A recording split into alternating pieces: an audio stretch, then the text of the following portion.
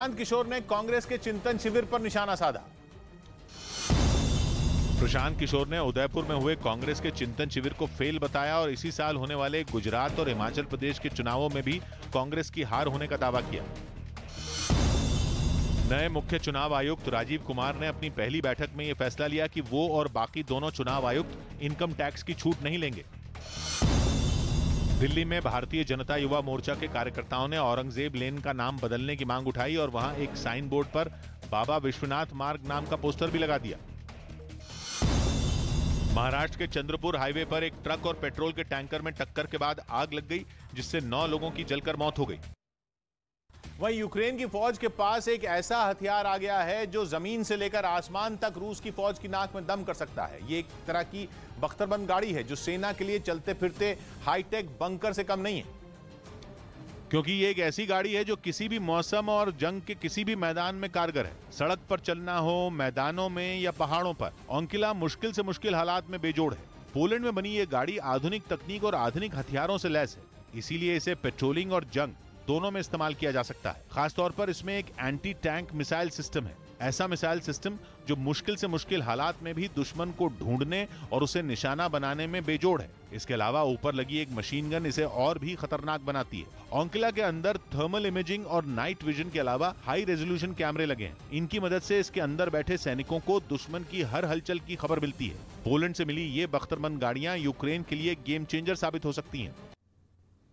तो रूसी सेना के हमले से बर्बाद यूक्रेन के बोरोद्यांका इलाके में न्यूज 18 इंडिया की टीम पहुंची, जहां हर तरफ सिर्फ तबाही और बर्बादी का मंजर दिखाई दिया,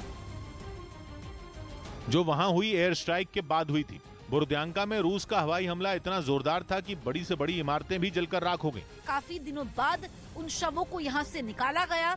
हमले के कई हफ्ते बीत जाने के बाद भी वहां मलबे का ढेर दिखा, जबकि कई इमारतों के दरवाजे अब तक लटक रहे हैं। ये इमारतें इतनी जर्जर हो चुकी हैं कि वो कभी भी ढह सकती हैं। यही नहीं, रहने और खाने पीने की दिक्कत की वजह से सैकड़ों लोगों ने शहर ही छोड़ दिया।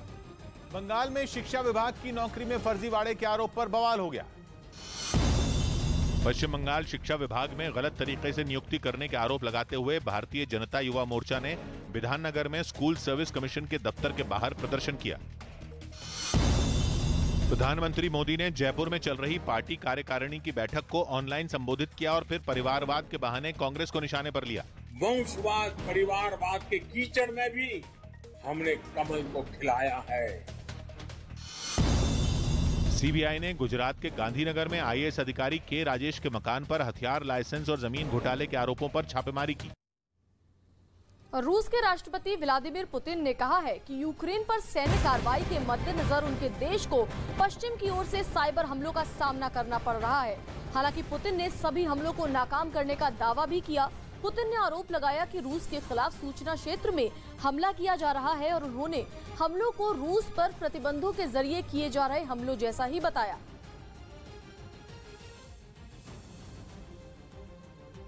Серьезные атаки были нанесены по официальным сайтам органов власти.